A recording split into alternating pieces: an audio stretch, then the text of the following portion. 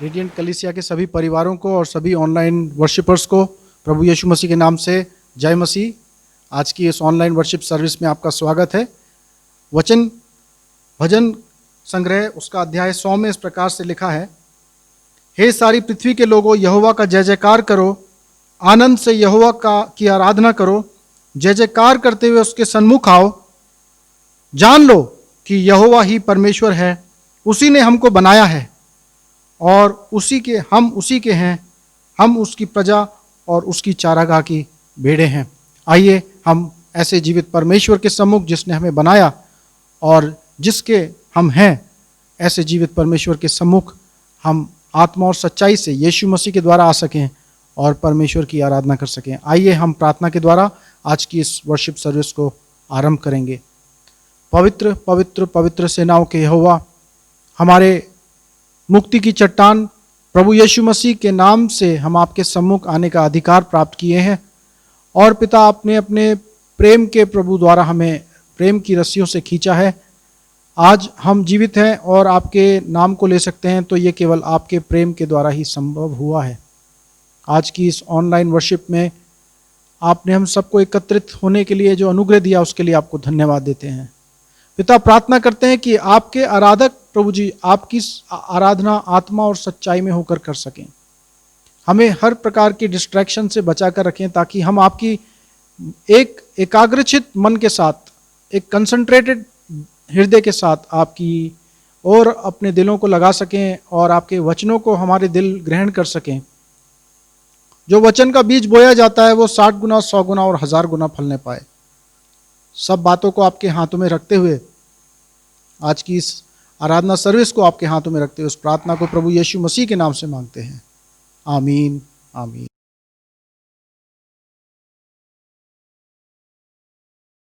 जय मसीह सबैलाई। आशा गर्दछु कि सबैजना सुरक्षित अनि खुसी हुनुहुन्छ। आज हामी परमेश्वरको स्तुति प्रशंसा गर्नलाई भेला भएका छौँ। त्यसकारण आफ्नो सारा हृदय परमेश्वरलाई समर्पण गर्नेछौँ।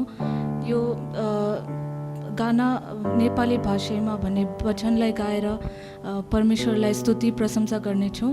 सबैजना आफ्नो हृदयलाई परमेश्वरमा समर्पण गर्नुहोस् अनि हामीसँगै यो गाना गाउनुहोस्।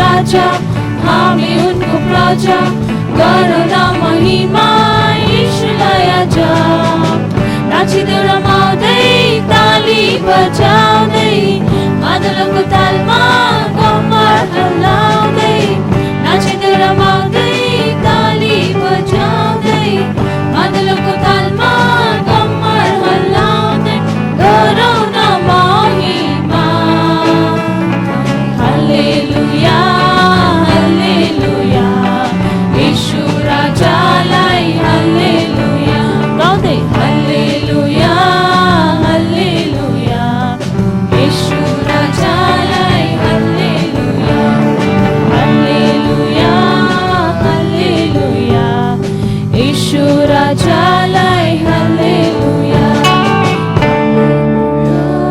हालेलुया यीशु राजालाई हालेलुया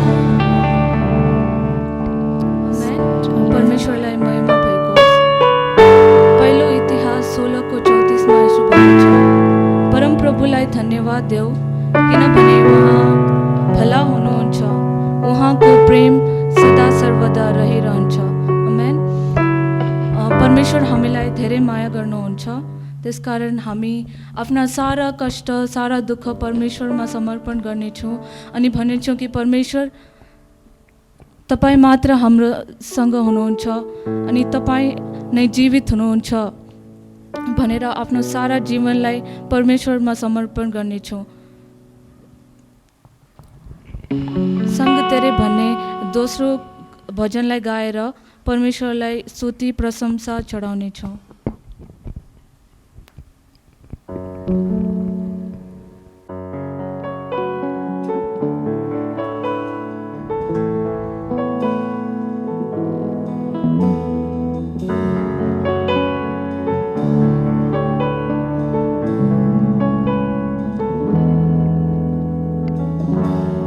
कैसा प्यार है तेरा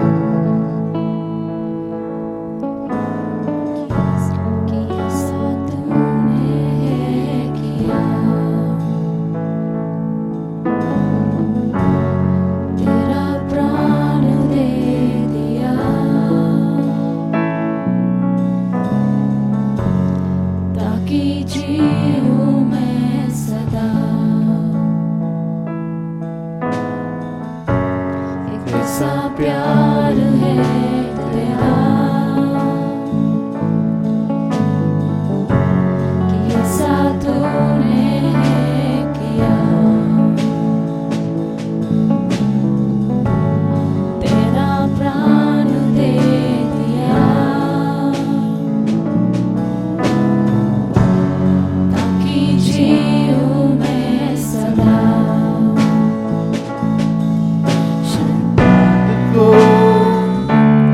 हरा दिया पापों को जड़ से उखाड़ दिया मुझे घेर लिया नए गीत से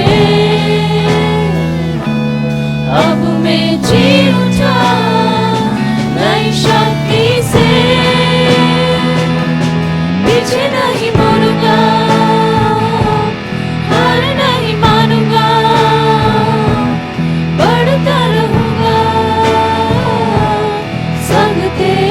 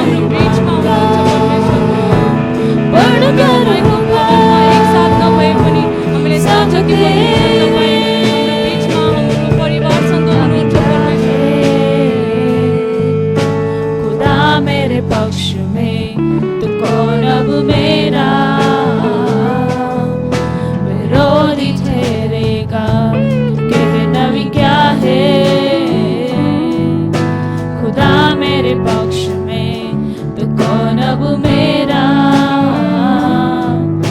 विरोधी ठहरेगा, पीछे नहीं मुड़ूंगा। Follow me, अकेलेपन में बढ़ता रहूंगा, सब तेरे। पीछे नहीं मुड़ूंगा, Follow me, हार नहीं मानूंगा, अकेलेपन में बढ़ता रहूंगा, पानी में भी सब तेरे। पीछे नहीं मुड़ूंगा, हार नहीं मानूंगा,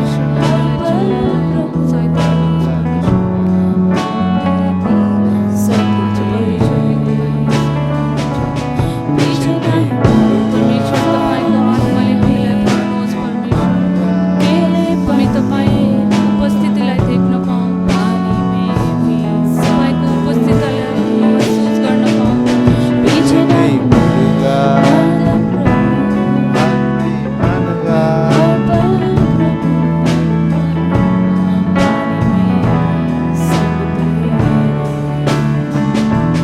पीछे नहीं मुड़ूंगा, हार नहीं मानूंगा, बढ़ता रहूंगा, संग तेरे। पीछे नहीं मुड़ूंगा, हार नहीं मानूंगा, बढ़ता रहूंगा, संग तेरे।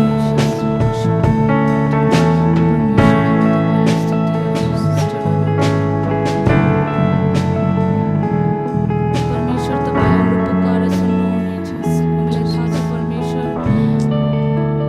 कि तपाईँ जीवित हुनुहुन्छ अनि तपाईँले सबै कुरा जान्दछ परमेश्वर। सारा कष्ट दुःख सबै कुरा तपाईँको हातमा राख्दछु परमेश्वर। जे जति पाप जे जति गलत कुरा हामीले गरेका छौँ हाम्रो जीवनमा, हामीलाई थाहा छ तपाईँ हामीलाई धेरै माया गर्नुहुन्छ अनि सबै कुरालाई माफ गर्नुहुन्छ परमेश्वर। परमेश्वर हामी चाहँदछौँ कि तपाईँ हाम्रो जीवनमा वास गर्नुहोस्। हाम्रो जीवनलाई तपाईँमा समर्पण गर्न चाहन्छु परमेश्वर। अझै तपाईँ जस्तो बन्न चाहन्छु परमेश्वर। तपाईँ हामीलाई सहायता गर्नुहोस्। हामीलाई थाहा छ कि तपाईँ हामीलाई धेरै माया गर्नुहुन्छ अनि सबै कुराहरू सुन्नुहुन्छ परमेश्वर। तपाईँको आत्माले हामीलाई भर्नुहोस्। तपाईँको उपस्थिति हाम्रो परिवारमा हामी जहाँ जति गए पनि परमेश्वर तपाईँको उपस्थिति हामीलाई डोर्याउनु। सारा आधार महिमा तपाईँले चढाउँदै माग्दछु आशिष बिन्ती अनि प्रार्थना प्रभु यीशु ख्रीष्टको नाममा।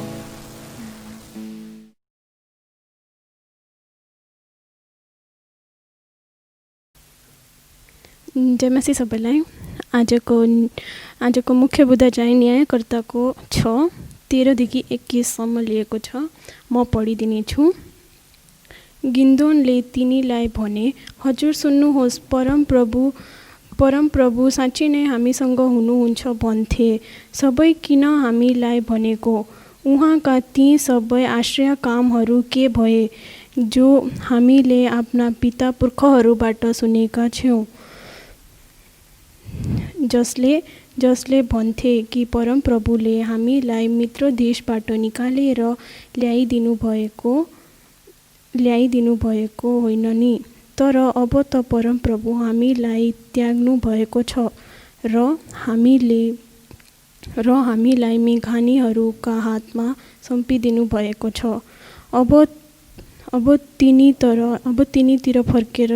तिनीतिर फर्केर परमप्रभुले भन्नुभयो, जा इजरायलीलाई मेघानीहरूको हातदेखि छुटाउनलाई थाम भनेको बल प्रयोग कर, तँलाई पठाउने मै नहुँ। गिदोनले उत्तर दिए, हजुर सुन्नुहोस्, म कसरी इजरायलीलाई बचाउन सक्छु? मेरो गोत्र हेर्नुहोस्, त्यो नमान सासूमा सबैभन्दा कमजोर छु र मेरो पिताको घरमा म सबैभन्दा सानो छु। परमप्रभुले जवाफ दिनुभयो, म तसँग हुनेछु र तैँले सारा मेघानीहरूलाई हटाएर मेघानीलाई बचाउनेछस्। तिनले भने, अधि म तपाईँको अघि पात्र बनेको छु भने तपाईँ नै मसँग बोल्नु हुनुभएको हो भने मलाई एउटा चिन्ह दिनुहोस्। बिन्ती छ, मैले मेरो भेटीलाई तपाईँको सामु नचढाउन्जेल तपाईँ यहाँबाट जानुहोला। उहाँले भन्नुभयो, म नआइन्जेल म रहनेछु। तब गिदोनले भित्र गएर बाख्राको एउटा पाठो तर गरे र 5 पत्ती पिटेको अखरी रोटी बनाए। तिनले मासु चाहिँ एउटा टोकरीमा हाले र रसलाई चाहिँ एउटा बटुकोमा हाले। बाहिरी फलोटाको रुख मनी उहाँको सामु चढाए। परमेश्वरका दूतले तिनलाई भने, त्यो मासु र अखमिरी रोटीलाई यहाँ चट्टानमाथि राखिदे र जसले चाहिँ खाइदिने। अनि तिनले त्यसै गरे। तब परमेश्वरको दूतले आफ्नो हातमा भएको लहु र प्रशंसा एउटाको टुप्पाले त्यो मासु र रोटीलाई छुए। तब चट्टानबाट आगो निस्केर त्यो मासु र रोटी भस्म भयो अनि परमेश्वरको दूत अलम भए। आमेन। आज का संदेश एक ऐसे युवा के जीवन के ऊपर आधारित है जो एक भय के अंदर अपना जीवन बिता रहा था, जिसके जीवन में उम्मीद का कोई किरण या उम्मीद का कोई जरिया नहीं दिखाई दे रहा था, क्योंकि चारों तरफ से वो और उसके समाज के लोगों को उनके दुश्मनों ने घेरा हुआ था और उनको बहुत ही बुरी स्थिति में रखा था। और हम देखते हैं कि वो एक ऐसे संदर्भ में थे, जब आप न्यायियों की पुस्तक उसका अध्याय 6 पढ़ेंगे, उसके पहली कुछ आयतों को आप देखेंगे तो वहाँ पर लिखा हुआ है कि जो उनके दुश्मन के लोग थे, उनके दुश्मन थे, वो लोग आक्रमण करके उनकी पूरी फसल को, उनकी पूरी कृषि की उपज को लूट लेते थे। और यहाँ तक कि वे देश को उजाड़ने के लिए आते थे। यहाँ पर 5 पद में लिखा है, वे देश को उजाड़ने के लिए आते थे। मिद्यानियों के कारण इज़राइल की बड़ी दुर्दशा हुई और इज़राइल यहोवा की दुहाई देने लगा। तो यहाँ पर हम देखते हैं कि ये एक बड़ी मुश्किल समय से गुजर रहे थे। और अगर आप इसको ध्यान से पढ़ें तो शुरुआत में लिखा हुआ है कि इज़राइलियों ने वही किया जो यहोवा की दृष्टि में बुरा है। तो इससे एक बात सीधे स्पष्ट समझ में आती है कि जब हम एक परमेश्वर के द्वारा ठहराई गई व्यवस्था का उल्लंघन करते हैं तो वो हमारे लिए हानि का कारण बन जाता है, वो हमारे जीवन को उजाड़ने के काम को करता है। परमेश्वर की आज्ञाओं को तोड़ना जो है वो हमारे जीवन में उजाड़पन उत्पन्न करता है। ठीक वैसे ही जैसे इन्होंने परमेश्वर की आज्ञाओं को तोड़ा और इनके जीवन में हम देखते हैं, इनके जीवन में, आत्मिक जीवन में, सामाजिक जीवन में, व्यक्तिगत जीवन में, पारिवारिक जीवन में, हर प्रकार से हम देखते हैं कि एक उजाड़पन आया और उजाड़ने वाले आए जिन्होंने उनके जीवन को पूरी तरीके से अस्त व्यस्त कर दिया। और ऐसी परिस्थिति में स्वाभाविक है कि उनके अंदर एक भय है। लेकिन हम देखते हैं कि परमेश्वर का वचन, परमेश्वर का एक दर्शन एक जवान व्यक्ति को मिलता है जिसका नाम गिदोन है। और गिदोन एक ऐसा जीवन प्राप्त करता है उस अनुभव के कारण जो कि परमेश्वर के बड़े कार्यों को अंजाम दे पाता है। हालेलुया। जब परमेश्वर का किसी के साथ सामना हो जाता है तो उसके जीवन की जो है जीवन की जो जिस रोड के ऊपर जा रहा होता है वो रोड बदल जाती है। तब वो परमेश्वर की रोड के ऊपर जाने लगता है। तब वो जो परमेश्वर के द्वारा ठहराई गई उसकी मंजिल है वो उसके ऊपर जाने लगता है। हालेलुया। और यही चीज हम गिदोन के जीवन में देखते हैं कि गिदोन क्या करता है कि गिदोन का सामना जब जीवित परमेश्वर से होता है तो गिदोन एक अपने जीवन की नई दिशा को प्राप्त करता है। गिदोन का भय पूरी तरीके से मुक्त हो जाता है और इसी के साथ हम पहले विषय के ऊपर आएंगे कि गिदोन के जीवन में और इज़राइल के जीवन में एक भय था, क्योंकि जैसा कि न्यायों की पुस्तक उसका 6 अध्याय उसका 10 पद में लिखा है कि उन्होंने परमेश्वर का भय मानना छोड़ दिया था। और जब हम नाना प्रकार के चीजों का जब हम परमेश्वर का भय मानना छोड़ देते हैं तो हमें नाना प्रकार की चीजों का भय आ जाता है। और ना केवल उनको अपने आक्रमण करने वाले पड़ोसी देशों से भय था, लेकिन उन्हें जो झूठे देवी देवताएं थे, जो हाथ की बनाई हुई मूर्तें थी, वे उनसे भी डरने लगे थे। और इतना डरने लगे थे कि वो उनके सामने अपने बच्चों की भी बलि चढ़ाने में उनको मजबूरन होना पड़ता था, ताकि कहीं ऐसा ना हो कि इन हाथ के बनाए हुए मूर्तों का क्रोध उनके ऊपर आ जाए। ऐसी स्थिति में वो अपना भय में अपना जीवन बिता रहे थे। और निरंतर उनको प्रेशर था, उनको ये प्रेशर था कि हम कैसे इन देवी देवताओं को हम प्रसन्न कर सकते हैं। वो निरंतर इस प्रेशर में जी रहे थे। लेकिन ध्यान करने वाली बात है कि जो उनके जीवन का जो लक्ष्य था, वो 10 पद में लिखा हुआ है कि वो परमेश्वर की उपासना करने के लिए बनाए गए थे। और जब हम अपना जीवन परमेश्वर को सरेंडर कर देते हैं तो हमें और बाकी शक्तियों से, बाकी चीजों से, बाकी वस्तुओं से, व्यक्तियों से, ताकतों से भय की आवश्यकता नहीं होती। क्यों? क्योंकि यहोवा परमेश्वर, इज़राइल का परमेश्वर, सब परमेश्वरों से महान परमेश्वर है और वो आपकी और मेरी हर मुसीबत से और हर ताकतों से रक्षा करने के लिए सक्षम है। हालेलुया। और ये चीज जो है इज़राइल को समझ में नहीं आई थी, लेकिन ये चीज गिदोन को समझ में आ गई। और गिदोन ने जो है अपना जीवन उस परमेश्वर के हाथों में कर दिया, जो सारी सृष्टि का कर्ता और स्वामी है और जो सब लोगों की जो उसकी शरण में आते हैं उनकी सहायता करने के लिए वो उपलब्ध और सक्षम है। हालेलुया। और यहां पर हम देखते हैं कि जब गिदोन ने ऐसा किया, तब जो है परमेश्वर ने उसको बोला कि तुम जो हो, तुम मेरे चुने गए हो, पात्र हो। और परमेश्वर का वचन कहता है, न्यायों की पुस्तक उसका 6 अध्याय और उसका 12 पद में यहां पर लिखा है, तब यहोवा के दूत ने उसे दर्शन देकर कहा, हे शूरवीर योद्धा, हे शूरवीर योद्धा। लेकिन ध्यान देने वाली बात है कि यहां पर तो जो है वो एक डरे हुए व्यक्ति के समान, एक सहमे हुए व्यक्ति के समान जिसका चित्रण किया गया है। तो परमेश्वर के दूत ने उसको हे शूरवीर योद्धा क्यों बुलाया?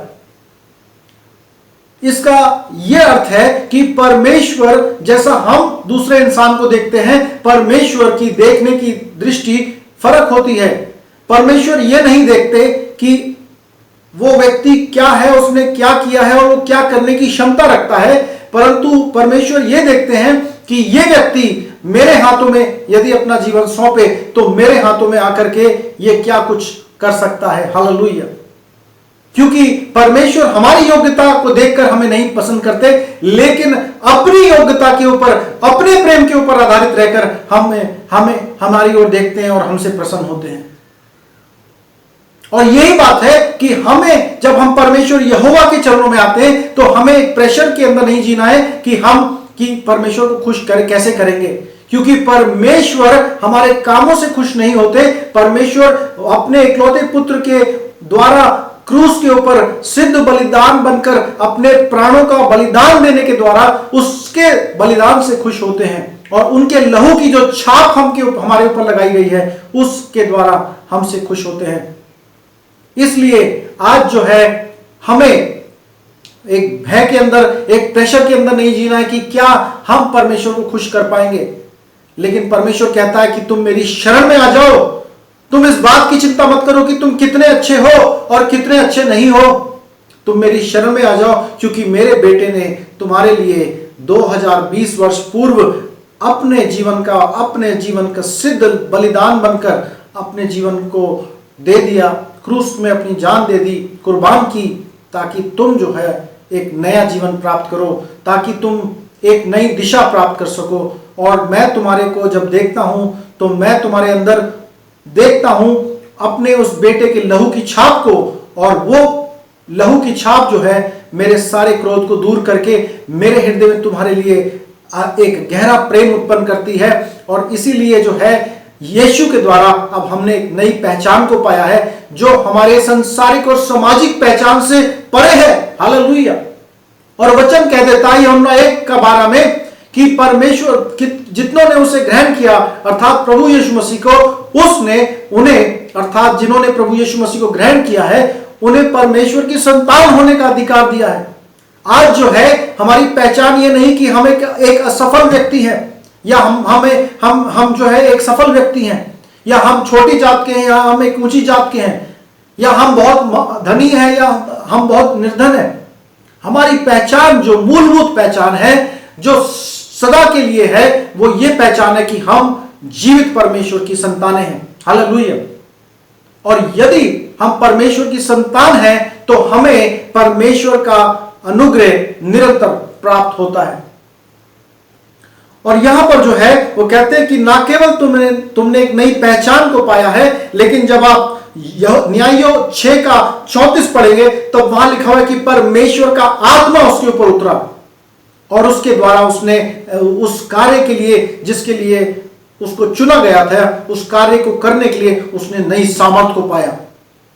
जब आप और मैं परमेश्वर के नए पहचान में, परमेश्वर के संगति में, एक नई सृष्टि में बनकर जीवन बिताने लगते हैं तो उस जीवन को बिताने के लिए हमें परमेश्वर अपने आत्मा का अभिषेक भी देते हैं, और उस आत्मा के द्वारा हम एक ऐसा जीवन बिताते हैं जो परमेश्वर को ग्रहण योग्य होता है, जो परमेश्वर के अनंत योजनाओं को पूरा कर सकता है। हालेलुया। और यहां पर हम देखते हैं कि जो है गिदोन ने जो है वही किया, उसने परमेश्वर की सामर्थ को पाया। और ना केवल ये, लेकिन परमेश्वर, तीसरी बात जो है, परमेश्वर अपने लोगों के संग और साथ रहता है। यदि आप न्यायों की पुस्तक उसका 6 अध्याय और 16 पद को पढ़ेंगे तब वहां पर लिखा हुआ है कि यहोवा ने उससे कहा, अवश्य मैं तेरे साथ रहूंगा और तू मिद्यानियों को ऐसा मार लेगा जैसे पूरे एक पुरुष को। तो हमारे परमेश्वर ने जो है जिस आत्मिक युद्ध में हमें भेजा है कि हम एक अंधकार की शक्तियों के विरुद्ध में हम लड़ें और पाप की गंदी ताकतों के विरुद्ध में हम लड़ें, और वो जो पाप की गिरफ्तारी में है उनको छुटकारा देने का संदेश सुना सकें। तो इस कार्य के लिए हमें अकेला नहीं भेजा है, इस कार्य के लिए परमेश्वर स्वयं हमारे संग और साथ हैं। और वो कहते हैं कि लो, अब से लेकर जगत के अंत तक मैं तुम्हारे साथ हूं, ना तो मैं तुम्हें कभी छोड़ूंगा और ना मैं तुम्हें कभी त्यागूंगा। हालेलुया। और इसीलिए जब है हम जो है एक हियाव के साथ जा सकते हैं, क्योंकि वो अपनी ताकत में नहीं जा रहा था, वो तो परमेश्वर की ताकत में जा रहा था। और इसीलिए वो परमेश्वर की ताकत में जा रहा था, इसीलिए वो परमेश्वर के द्वारा ठहराए गए उन कार्यों को पूरा कर सका जिसके लिए उसको चुना गया था। आज जो है हमारे जीवन की एक बहुत बड़ी चुनौती है कि हम अपने आप से पूछें कि हम किस भय में अपना जीवन बिता रहे हैं, क्योंकि जिस भी चीज का आप भय खाते हैं वही चीज आपके जीवन को अपने नियंत्रण में कर लेती है। यदि आप संसारिक वस्तुओं का या संसारिक किसी व्यक्ति का या संसारिक किसी ताकत का या अंधकार की शक्तियों के भय में जीते हैं तो ध्यान करिए आप उनके नियंत्रण में हो जाएंगे और उनके नियंत्रण में आप जी रहे हैं। लेकिन अगर आप आज परमेश्वर की आवाज को सुनकर, आज परमेश्वर के उस प्रेम के बड़े स्पर्श को प्राप्त कर आज अपने हृदय के द्वार को खोलते हैं तो परमेश्वर आपके जीवन का अधिकारी बनना चाहते हैं। और प्रभु ने कहा कि जो अपने हृदय के द्वार को खोलेगा मैं उसके भीतर प्रवेश करूंगा और उसके साथ संगति करूंगा। आज जो है परमेश्वर का दस्तक आपके पास आ रहा है कि आप परमेश्वर को अपने हृदय का जो है अपना स्वामी, अपने जीवन का स्वामी करके उसे ग्रहण करें। और जब प्रभु यीशु मसीह आपके जीवन का स्वामी बन जाएंगे तब आपको बाकी वस्तुओं का भय करने की आवश्यकता नहीं होगी, क्योंकि यीशु जो है वो सर्वशक्तिमान, सारे राजाओं के ऊपर और सारी ताकतों के और शक्तियों और सब नामों के ऊपर सर्वश्रेष्ठ नाम ठहराया गया है। हालेलुया। और यीशु के पास आने के द्वारा आप अपने सभी भय से मुक्त हो सकते हैं और एक ऐसा जीवन बिता सकते हैं जो एक एक्सेप्टेंस का जीवन है, एक नई पहचान का जीवन है, क्योंकि यीशु ने के द्वारा हम परमेश्वर के बेटे और बेटियां कहलाए गए हैं। और ना केवल ये, लेकिन जब आप इस संसार के अंदर आत्मिक शक्तियों के साथ मल्लयुद्ध में हैं, एक आत्मिक मल्लयुद्ध में हैं, तो आप अकेले नहीं हैं, क्योंकि आपके साथ परमेश्वर का आत्मा है और परमेश्वर आपके संग और साथ बने रहते हैं। यीशु मसीह ने कहा कि मैं तुम्हारे अपना आत्मा दिए जाऊंगा जो तुम्हारे संग होगा और तुम्हारे भीतर होगा। हालेलुया। उस पवित्र आत्मा के लिए कि जो सामर्थी पवित्र आत्मा है, जो पवित्रता का आत्मा है, जो सच्चाई का आत्मा है, जो यीशु मसीह का आत्मा है, वो आत्मा आज कलीसिया को परमेश्वर ने दिया है ताकि उनकी अगुवाई में, ताकि उनके मार्गदर्शन में हम एक ऐसा जीवन बिताएं जो परमेश्वर के लिए एक सुगंध के समान हो, जो परमेश्वर के उन अनंत कार्यों को पूरा कर सके जिसको परमेश्वर ने अपनी कलीसिया के लिए, आपके और मेरे लिए ठहराया है, और हम अपनी उस मंजिल को प्राप्त करें जो परमेश्वर ने हमारे लिए तैयार करी है। हालेलुया। तो आज जो है गिडियन के जीवन से हमने 3 बातें सीखी। पहली बात, गिडियन ने अपने उस भय को, जिस भय में वो जी रहा था, उस भय से उसने छुटकारा पाया जब उसने परमेश्वर के सामने अपने आप को दीन किया और अपने जीवन का समर्पण कर दिया और परमेश्वर के भय को उसने मानना शुरू कर दिया, परमेश्वर की उपासना करनी शुरू कर दी। तब उसके जीवन में से सारे भय से वो मुक्त हो सका। और दूसरी बात, उसने परमेश्वर की सामर्थ को पाया, उसने परमेश्वर के लिए आत्मा की शक्ति को पाया और उस आत्मा के द्वारा वो अपने जीवन के उन कार्यों को पूरा कर सका जिनके लिए उसको बुलाया गया था, जो एक नई पहचान दी गई उसको। और तीसरी बात और अंतिम बात, परमेश्वर अपने उन लोगों के संग और साथ हैं जो उसके योजनाओं के लिए अपने आप को परमेश्वर के हाथों में सरेंडर कर देते हैं। आज परमेश्वर आपसे बोलता है कि क्या आज आप अपनी योजनाओं के लिए जीना चाहते हो, या आज आप परमेश्वर के अधिकार के नीचे अपने आप को सरेंडर करने के लिए तैयार हो। यदि आज आप अपने आप को परमेश्वर के सामने सरेंडर करने के लिए तैयार हो, तो परमेश्वर कहता है कि मैं तुझे कभी ना छोड़ूंगा और मैं तुझे नई सामर्थ दूंगा, मैं तुझे सहायक दूंगा जो तेरे संग होगा और तेरे भीतर होगा। और वो पवित्र आत्मा, जो पवित्रता का आत्मा है, वो हमारे जीवन को इतने सामर्थ से भरेंगे ताकि हम एक शुद्धता, पवित्रता और सामर्थ का जीवन बिताएंगे और अपने उस मंजिल को पाएंगे जो परमेश्वर ने हमारे लिए ठहराई है। आइए हम इन्हीं वचनों के साथ आज के संदेश को समाप्त करेंगे और हम प्रार्थना में जाएंगे। आइए हम प्रार्थना करें। पवित्र पिता, आपका धन्यवाद करते हैं इस समय के लिए, धन्यवाद करते हैं गिदोन के जीवन के लिए, धन्यवाद करते हैं कि गिदोन का जीवन हमारे लिए एक बहुत बड़ी चुनौती है। परमेश्वर, कैसे एक भय से भरा हुआ व्यक्ति, एक डर में जीने वाला व्यक्ति, वो एक निडर व्यक्ति बन गया और उसके जीवन से आपकी सेवकाई को आपने किया। परमेश्वर, वो उसको नई पहचान दी गई आपके द्वारा, उसको एक नया दर्शन दिया गया, उसको नए पवित्र आत्मा का अभिषेक दिया गया। परमेश्वर, क्योंकि उसने आपको अपना जीवन सौंपा था और उसको ये आश्वासन दिया गया कि मैं तेरे संग और तेरे साथ हूं, तू घबराना नहीं, क्योंकि परमेश्वर यहोवा जो है, जो जिसके साथ है, उसके जीवन में कोई हार का कोई संभावना नहीं है। क्योंकि परमेश्वर, यदि आपकी हम विजय में हैं तो परमेश्वर हम आपके संग है, तो आपकी विजय भी हमारे संग है। परमेश्वर, धन्यवाद करते हैं परमेश्वर कि आपने अपने लोगों को, आपने सभी लोगों के लिए अपने हृदय का द्वार खोला है और आपने कहा है, हे सब बोझ से दबे हुए लोगों, मेरे पास आओ और मैं तुम्हें अपना विश्राम दूंगा। यस पिता परमेश्वर, हम प्रार्थना करते हैं कि हमारे जीवन के अंदर जितने भी आज बोझ हैं, जितने भी भय हैं, हम उस कलवरी के प्रभु जी क्रूस के हम नीचे प्रभु जी हम रख देते हैं।